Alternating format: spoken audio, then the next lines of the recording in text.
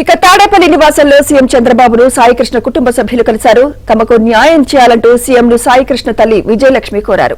వారికి అన్ని విధాలా అండగా ఉంటామని సీఎం చంద్రబాబు భరోసా ఇచ్చారు. సాయికృష్ణ ఘటనపై ఉన్నత స్థాయి దర్యాప్తు జరుగుతోందని, తప్పు తేలితే ఎంతటి వారినైనా ఉపేక్షించబోమని సీఎం అన్నారు.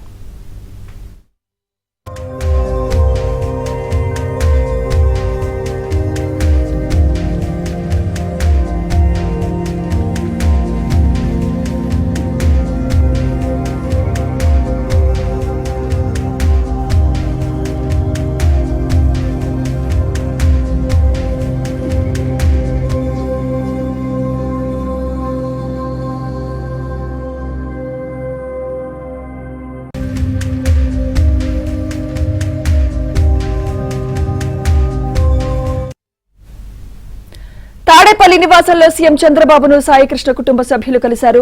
తమకు న్యాయం చేయాలంటూ సీఎంను సాయికృష్ణ తల్లి విజయలక్ష్మి కోరారు.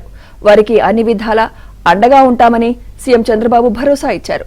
సాయికృష్ణ ఘటనపై ఉన్నత స్థాయి దర్యాప్తు జరుగుతోందని, తప్పు తేలితే ఎంతటి వారినైనా ఉపేక్షించబోమని సీఎం అన్నారు.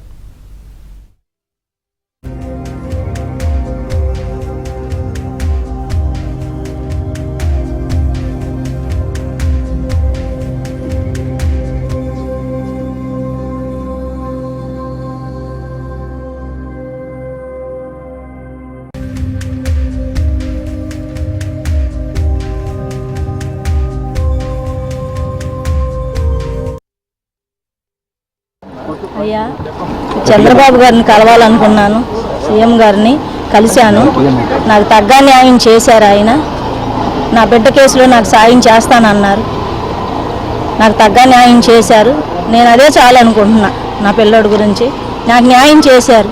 నీకు న్యాయం చేస్తానమ్మా అన్నారు. నాకు న్యాయం చేశారు. అయ్యా, అది మా బాబు కేసులో నాకు సాయం చేస్తానన్నారు. నీకు ఏ సాయం కావాలన్నా నేను చేస్తానమ్మా, నా దగ్గరికి రా నువ్వు అని చెప్పి నాకు భరోసా ఇచ్చారయ్యా. నాకు అది చాలు. నేను విజయలక్ష్మి గారి తమ్ముడిని. మేము ఈరోజు అందరం కలిసి చంద్రబాబు గారిని కలవడం జరిగింది. చంద్రబాబు గారు మా సిస్టర్ గారితో ఒక గంట సేపు ఆమె బాధలన్నీ విని, ఆమెకి ఏ విధంగా న్యాయం జరిగిద్దో ఆలోచించి ఆమె కష్టాలని తీరుస్తానని భరోసా ఇచ్చారు. అంతేకాకుండా ఆమె ఎవరైతే అన్యాయం చేశారో వాళ్ళ మీద క్రిమినల్ కేసు కట్టి, వాళ్ళ 302 కేసు కట్టి వాళ్ళని సబ్జైలుకి కూడా వేస్తానని హామీ ఇచ్చారు. ఆల్రెడీ అలాగే కేసు కూడా కడతం జరిగింది. చంద్రబాబు గారు లాంటి నాయకుడు ఆ తల్లి బాధ విన్న తర్వాత ఆ తల్లి బాధలు తీర్చడానికి ఆయన ఇచ్చిన భరోసా, అంతకన్నా ఆ తల్లికి ఇంకేమీ అవసరం లేదని మా మనసుకు అనిపించిందండి.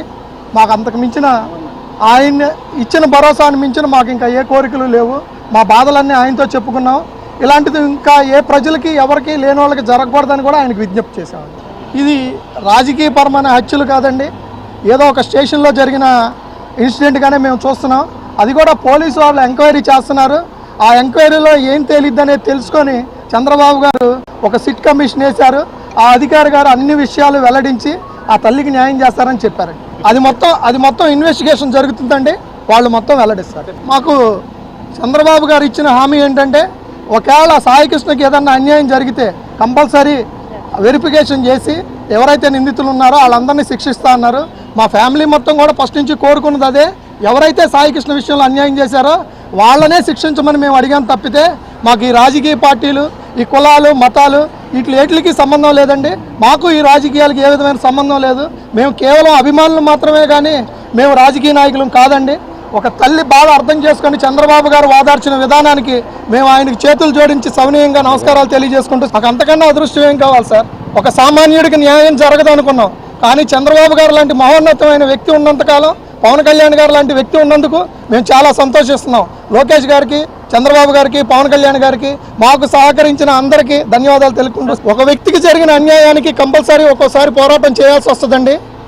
ఆ వ్యక్తికి న్యాయం జరగడం కోసం అందరూ ఏకమవుతాం. ఆ వ్యక్తికి ఎప్పుడైతే న్యాయం జరిగిద్దో అప్పుడే గవర్నమెంట్ కరెక్ట్గా